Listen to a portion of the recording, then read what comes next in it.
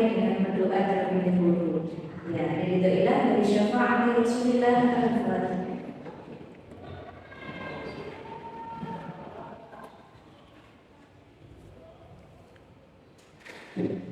Semoga yang kita berdoa tadi bisa memberikan kelancaran ya. Hari ini siapa yang tidak hadir? Siapa lagi selain Mbak Rahmati? Saya mana kalau tidak hadir? Oh sakit. Ya, semoga diberikan kesembuhan ya, sehingga nanti perkuliahan minggu depan mereka bisa masuk dengan kita. Seperti itu.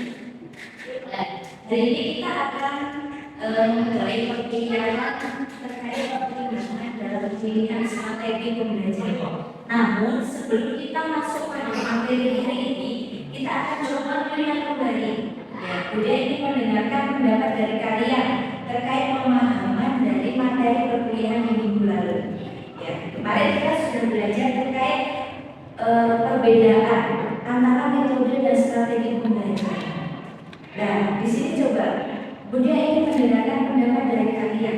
Siapa yang masih ingat apa itu strategi dan apa itu metode? Silakan anak-anak. Oh iya, silakan Mbak. Strategi merupakan rencana menyeluruh yang mencakup berbagai metode untuk mencapai tujuan pembelajaran. Oke, ada lagi pendapat lain? Ya. Strategi merupakan perencanaan yang berisi rangkaian kegiatan yang didesain untuk mencapai tujuan. Oke, ada mahasiswa yang berpendapat? Silakan. Metode merupakan cara alternatif yang digunakan guru untuk menyampaikan materi pelajaran. Ya, ada lagi? Oke, metode merupakan upaya mengimplementasikan secara rencana yang sudah disusun dalam kegiatan nyata untuk mencapai tujuan secara optimal. Ya, semua pendapat ternyata sudah benar. Ya, jadi pemahaman kalian terkait metode dan strategi pembelajaran. Benar yang dikatakan bahwa metode pembelajaran itu cara, ya, cara untuk apa?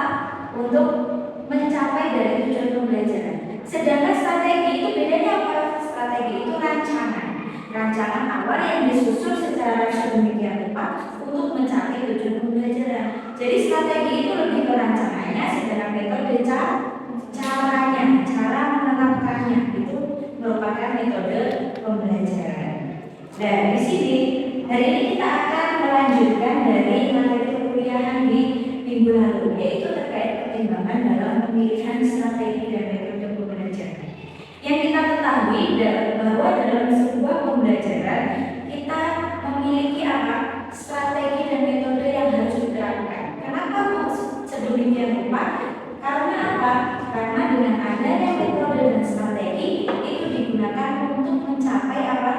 Tujuan pembelajaran. Ya, banyak sekali ya pendapat terkait pertimbangan dalam pemilihan strategi dan metode pembelajaran. Nah, di sini sebelum saya memberikan penjelasan lebih lanjut, coba silakan dicari dalam HP atau apa media lainnya terkait apa itu pertimbangan apa saja dalam pemilihan strategi dan metode pembelajaran. Ya, coba silakan dicari. Bisa mencari dalam sebuah buku maupun dalam digital ya, bisa melalui HP. Di sana banyak referensi yang bisa digunakan untuk mencari apa saja sebenarnya pertimbangan dalam pemilihan strategi dan metode pembelajaran. Dari yang sudah kalian cari, apa kira-kira yang kalian ketahui terkait pemilihan apa saja, ya, pertimbangan apa saja dalam memilih strategi dan metode pembelajaran? Ada yang mau berpendapat?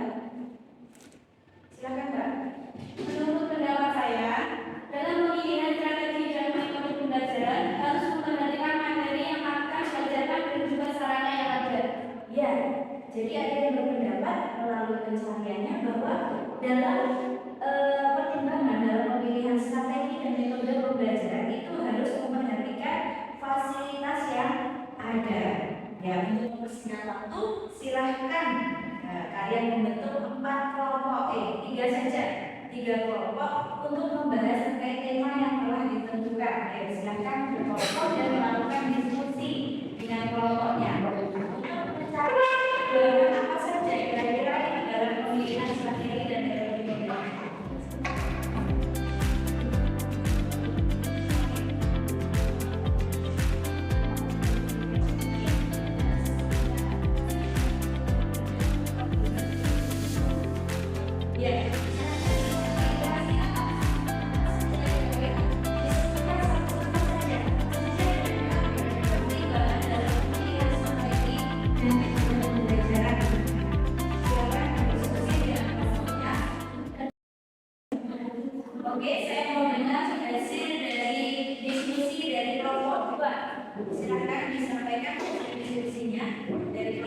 Itu hasil diskusi dari kelompok 2, yaitu jenis materi yang akan diajarkan akan mempengaruhi pemilihan strategi yang paling efektif. Materi yang kompleks mungkin memerlukan pendekatan yang lebih mendalam, sedangkan materi yang sederhana mungkin cukup dengan pendekatan yang lebih luas. Ya, jadi ternyata yang disampaikan oleh kelompok 2 yaitu pertimbangannya terkait materi pembelajarannya ya. Ya, sekarang dari kelompok 3 silakan dijelaskan pendapatnya sebelumnya. Ini dari kelompok 3 perlu mempertimbangkan gaya belajar, tingkat pemahaman, usia, dan latar belakang peserta didik. Karena setiap siswa memiliki gaya belajar yang berbeda satu sama lain. Selain itu, mereka juga memiliki latar belakang yang berbeda pula. Oke, berarti dari kelompok 3 yang dipilih yaitu pertimbangan adalah siswa ya. Oke, sekarang dari kelompok 1 silakan dipaparkan hasil diskusinya. Hasil dari diskusi kelompok 1, ketersediaan fasilitas, waktu dan kondisi fisik ruang kelas juga perlu diperhatikan. Fasilitas yang ada sangat berpengaruh besar terhadap strategi yang digunakan. Sebab fasilitas termasuk salah satu hal yang urgent dalam pemilihan strategi pembelajaran. Ya, berarti dari kelompok 1 mendiskusikan terkait sarana dan prasarana penunjang. Ya, dari ketiga kelompok sudah menyampaikan hasil dari diskusinya. Mungkin di sini ada mahasiswa yang ingin menanggapi hasil diskusi dari ketiga kelompok. Saya mau menanggapi dari kelompok 1 Ya. bahwa dalam pemilihan strategi dan metode pembelajaran itu sangat memperhatikan fasilitas yang ada di sekolah, karena jika fasilitas tidak memadai dan kita memaksa untuk menggunakan strategi dan metode tertentu yang tidak memungkinkan, itu akan menjadi bumerang untuk guru itu sendiri. Oh iya, terima kasih Mbak atas pendapatnya. Ya, jadi benar apa yang dikatakan bahwa jika kita memilih strategi dan metode tidak disesuaikan dengan fasilitas yang ada di lembaga tersebut, maka itu akan menjadi bumerang. Bagi siapa? Bagi seorang guru dalam melaksanakan sebuah pembelajaran. Ya, jadi seperti itu. Oleh karena itu, di sini saya akan menambahi terkait pertimbangan pemilihan strategi dan metode pembelajaran. Nah, di sini yang kita ketahui bahwa dalam sebuah pembelajaran, ya, itu merupakan suatu sistem lingkungan belajar yang terdiri dari apa? Tujuan, bahan pelajaran, strategi, alat, siswa, dan juga guru. Bagaimana jika sebuah sistem tersebut tidak berkaitan? Itu tidak mungkin. Karena jika saja ya dalam sebuah pembelajaran tidak ada yang namanya siswa, kira-kira bisa nggak dilaksanakan? Tidak, karena itu salah satu komponen dalam sebuah pembelajaran. Ada sebuah pembelajaran tidak ada gurunya, bisa? Tidak. Ya, maka semua komponen dalam sebuah pembelajaran itu saling mempengaruhi dan berkaitan sangat erat ya. Dalam memilih dan menggunakan strategi pembelajaran, bahwa komponen-komponen tersebut saling mempengaruhi. Strategi pembelajaran yang efektif itu apa? Strategi pembelajaran yang sesuai dengan komponen lainnya. Artinya apa? Artinya dalam kita menggunakan strategi pembelajaran pun kita harus menyesuaikan komponen pembelajarannya. Salah satunya yaitu tujuan pembelajaran. Nah, di sini guru dituntut untuk memiliki kemampuan dalam memilih strategi maupun metode pembelajaran. Karena di situ salah satu profesionalitas dari seorang guru. Guru dikatakan profesional salah satunya dia bisa menggunakan strategi dan metode yang tepat dalam sebuah pembelajaran. Nah, di sini oleh karena itu diharapkan dalam memilih sebuah strategi maupun metode pembelajaran, guru harus mempertimbangkan beberapa hal. Ya. Nah, di sini pertimbangan apa yang perlu diperhatikan? Yang pertama ada yang namanya tujuan pembelajaran. Jadi guru harus mempertimbangkan kira-kira tujuan pembelajarannya apa? Ya, karena strategi dan metode pembelajaran itu sudah dicantumkan dalam sebuah modul ajar. Ya, sering disebut dengan RPP. Kalau sekarang disebutnya dengan modul ajar. Maka dalam sebuah rancangan itu sudah dicantumkan yang namanya strategi dan metode. Oleh karena itu guru harus tahu tujuan pembelajarannya apa. Kognitif anak. Nah, barulah nanti kalau ingin guru melihat dari keterampilan sikap anak. Nah, di situ bisa melalui observasi atau pengamatan langsung. Masuk kemampuan sikap anak kita melihatnya dari apa? Dari tes. Dan dia yang tes. Kan nggak mungkin gitu ya. Nah, yang kedua selain tujuan pembelajaran seperti yang disampaikan tadi, yaitu pertimbangannya apa? Siswa. Dan di sini siswa sebagai pribadi sendiri memiliki perbedaan. Tidak mungkin anak kelas 1 dan anak kelas 6 itu menggunakan strategi dan metode pembelajaran yang sama. Apa bisa kelas 1 ceramah, kelas 6 ceramah? Bisa saja. Tapi harus diperhatikan siswanya. Dan kelas 1 bisa guru banyak sekali metodenya ceramah. Kira-kira lari tidak muridnya? Rame ya, muridnya gaduh, lari gitu. Itu pertimbangannya. Makanya guru harus paham. Oh iya, yang saya ajar itu siswa kelas berapa? Usianya berapa? Tahapannya apa? Itu guru harus paham. Kira-kira kalau menggunakan strategi diskusi bisa nggak? Anak kelas 1 kira-kira kalau disuruh diskusi bisa? Tidak ada yang namanya diskusi mereka ya. Bercanda ya. Yang ada kelas sekarang sekali karena mereka tidak mungkin bisa berdiskusi. Yang selanjutnya ada yang diperhatikan yaitu materi pembelajaran. Dan di sini materi tersebut materi baru atau materi yang sudah pernah diajarkan. Tentunya kalau materi yang sudah pernah diajarkan cukup dengan ceramah karena hanya mengingat materi kemarin. Tapi kalau materi baru tentunya guru harus pikir kira-kira strategi dan metode yang tepat seperti apa agar anak itu cepat paham. Oleh karena itu materi pembelajaran ternyata salah satu hal yang penting yang harus dipertimbangkan dalam pemilihan strategi dan metode pembelajaran. Yang keempat ada yang namanya sarana prasarana. Kita memaksa pembelajaran menggunakan proyektor, ya, menampilkan sebuah video, ya. Tapi ternyata di kelas itu tidak memungkinkan.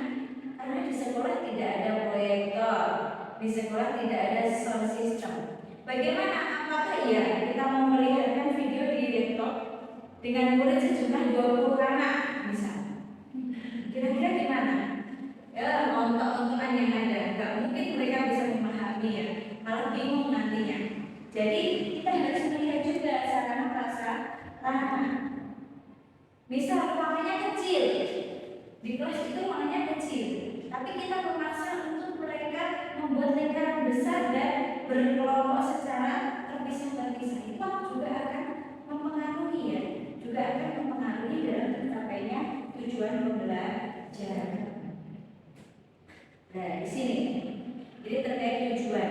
Nah, yang mana dalam tujuan tadi sudah dijelaskan ya bahwa banyak sekali ternyata keterampilan motorik. Tujuannya untuk apa dulu? Kita harus melihat tujuan pembelajarannya untuk apa? Untuk kemampuan motorika, untuk sikap. Makanya di situ kita harus tahu dulu tujuannya apa sehingga kita bisa memilih strategi dan metode yang tepat. Sumber dan bahan tadi sudah dijelaskan. Jadi sumbernya atau bahannya kira-kira materinya apa yang akan dibahas hari ini disesuaikan. Yang ketiga siswanya tadi yang perlu dipertimbangkan dari faktor siswa itu sebagai, nah di sini perbedaan dari satu siswa dengan siswa lain. Jumlah siswa yang mengikuti pelajaran itu juga mempengaruhi ya strategi dalam pemilihan strategi dan metode pembelajaran. Yang terakhir ada sarana prasarana. Ya, di sini Pak sarana prasarana ini banyak sekali ternyata dari jumlah waktu, ketersediaan ruangan yang dibutuhkan dan lain sebagainya. Di situ, ya. Jadi itu dari pertimbangan-pertimbangan yang harus diperhatikan dalam pemilihan strategi dan metode pembelajaran. jarak. Sampai di sini ada yang ditanyakan? Oke, silakan. Apakah ada unsur lain dalam pertimbangan pembahasan ini dan dalam pembelajaran? Ya, apakah ada unsur lain kira-kira yang perlu dipertimbangkan dalam pemilihan strategi dan metode pembelajaran? Tentunya ada. Ya, jadi keempat pertimbangan itu tadi bukanlah sesuatu hal yang paten, tapi ada unsur lain yang perlu dipertimbangkan juga. Contohnya apa, Bu? Kondisi. Kondisi apa? Misal kita ingin melaksanakan kegiatan yang berhubungan dengan motorik kasar anak, kita harus ke lapangan melakukan sebuah praktek. Tapi pada saat itu di luar hujan deras, kan tidak mungkin kita mau melaksanakan kegiatan praktek itu dengan kondisi hujan deras ya. Jadi di situ guru harus mencari alternatif strategi yang lain. Ya, jadi ternyata selain keempat ini juga ada situasi kondisi lingkungan itu juga bisa mempengaruhi dalam guru memilih strategi dan metode pembelajaran. Selanjutnya ada lagi yang ingin ditanyakan? Oh ya, Bagaimana seorang guru bisa menciptakan lingkungan belajar yang kondusif untuk penerapan strategi pembelajaran tersebut? bagaimana upaya guru dalam Menciptakan lingkungan belajar agar kondusif untuk penerapan strategi pembelajaran tersebut. ya, kira-kira bagaimana ya guru itu bisa menciptakan lingkungan pembelajaran yang kondusif gitu? Nah, di sini makanya kenapa guru itu harus memiliki yang namanya profesionalitas.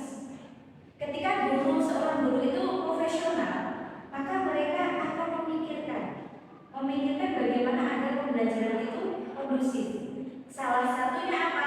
Guru harus tahu cara memilih, ya, cara memilih yang namanya strategi dan metode pembelajaran. Karena ada dua guru, ya, ada dua guru mengajar di kelas yang sama, kelas misalnya kelas 2.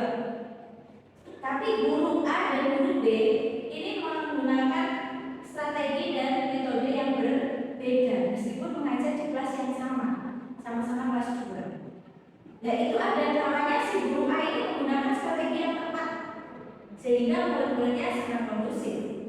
Tidak ada yang rapi, mereka memperhatikan dan dari pemahamannya lebih besar.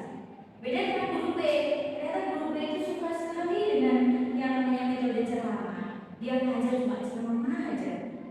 Nah itu nanti hasilnya juga berbeda.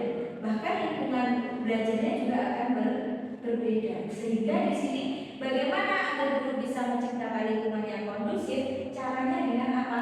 Dengan guru itu apa? Harus yang namanya profesional.